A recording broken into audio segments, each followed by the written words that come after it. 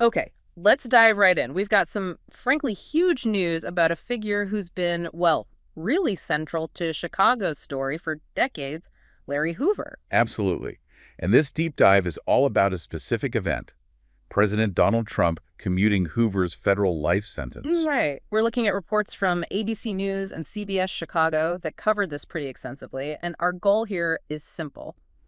Just break down what these specific articles say so you get the clearest possible picture. Exactly. We'll walk through the facts of the commutation itself, who Larry Hoover is, based on these reports, the really crucial context of his different sentences, Yeah, that part's key. the conflicting views presented in the articles about him, his past, claims of change, and what the reporting says happens next, just sticking to what's in these news pieces. So the headline event, confirmed by his lawyers, the Bonjean Law Group, May 28th, 2025, President Trump commuted Larry Hoover's federal life sentence. That's the trigger. And to really get the significance, you need the background these articles provide on Hoover. He's 74, founder of the Gangster Disciples, described as, a notorious Chicago gang. And the reports emphasize where he's been held for almost 30 years. Yeah, solitary confinement. At ADX Florence in Colorado, his attorneys call it the most restrictive draconian supermax prison in the United States. So extremely harsh conditions. Okay, now here's where it gets complicated and maybe the most important detail from these sources. He had two major sentences, not just one. That's right. The first one goes way back, 1973. Wow, 50 years? Yeah, state charges in Illinois. The reports say it was for the murder of a 19-year-old neighborhood drug dealer, William Pookie Young. And the sentence for that? A 200-year sentence for that state crime. And the articles are really clear on this point.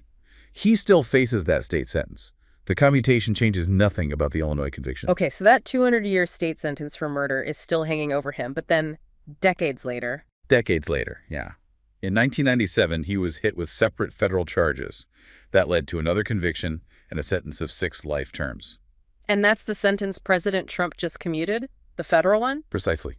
Just the federal sentence. So what were those federal charges actually about, according to the reporting? Well, the reports detail it came from this huge 6-year federal investigation called Operation Headache.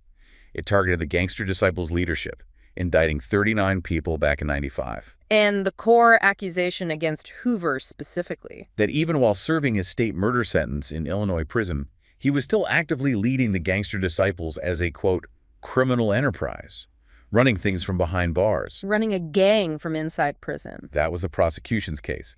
And the CBS Chicago report brings in Ron Safer, who was the lead federal prosecutor back then. What did you say?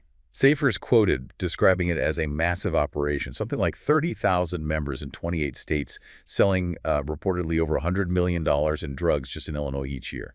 And he said it was run with ruthless efficiency from prison. So the picture painted there is one of continued control even while incarcerated for murder. Right.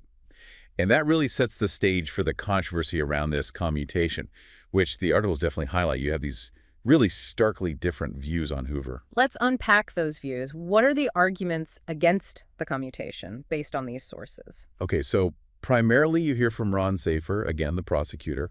He expressed disappointment, basically saying this isn't how the federal story should end. He even calls Hoover perhaps the most notorious criminal Illinois has ever known.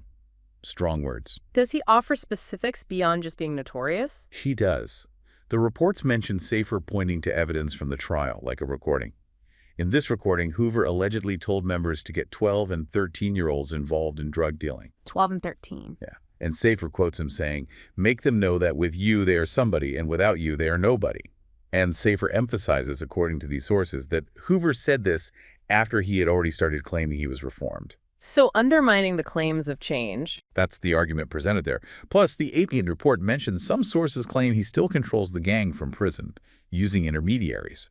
So, ongoing influence concerns. Okay, so that's one side presented in the articles. What about the other side, the arguments for the commutation? Right, a completely different picture emerges there. His attorneys, the Bonjean Law Group, are quoted saying Hoover has shown considerable growth in complete rehabilitation. Complete rehabilitation. That's their stance. They argue the courts just weren't willing to look at that transformation. They credit his supporters for keeping his voice alive and say they're thrilled he'll be leaving federal custody. Do the reports include anything from Hoover himself? CBS Chicago actually cites a 1993 interview. Hoover said, "I've done my time. I paid my debt to society." In that same interview, apparently, he talked about stopping gang violence, being part of a gang truce, then even organizing a protest about clinic closures. A very different image. And there's been some high-profile support too, right? Yeah, the articles mention that big 2021 concert, organized by Jay Prince, featuring Kanye West and Drake, specifically pushing for Hoover's release, sponsored by Amazon, no less. So, major public advocacy. And there's also mention of how some in the community view him maybe differently, sort of a Robin Hood figure, someone who helped a neighborhood despite everything else. A complex legacy, then. Definitely complex narratives. And his lawyer's conclusion, as reported, is basically that President Trump heard these pleas for justice and decided to act. Okay, so bringing it all together. Federal sentence commuted, state sentence remains.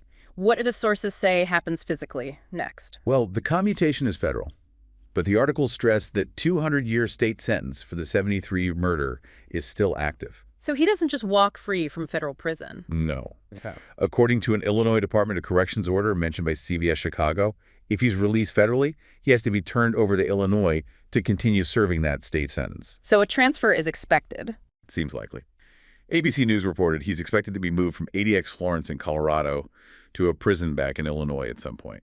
And the articles also touch on his wider influence. Yeah, they mention how his name and story have sort of permeated pop culture, like being referenced in rap songs, Rick Ross's BMF, for instance. It just underscores how large he looms, you know. It really highlights the core tension, doesn't it? These sources show claims of ongoing criminal control on one side and then claims of unfairness or rights violations on the other. Very polarized. Absolutely. The reports lay out two fundamentally opposing stories. One is about enduring notoriety, massive drug operations run from prison, and harm caused. The other is about decades in solitary, claims of genuine change, high-level advocacy, and a perceived injustice being corrected, at least federally. So if we stick just to what these articles present, the federal sentence is gone, thanks to arguments about rehabilitation and advocacy. But that huge state murder sentence remains, alongside serious accusations from the past and present from the prosecution side. Given these completely different narratives laid out in the reporting rehabilitation versus notorious history, how do you, the listener, process that? What does this specific situation, as detailed in these sources, make you think about justice, punishment, change, and how we reconcile such conflicting accounts over a lifetime?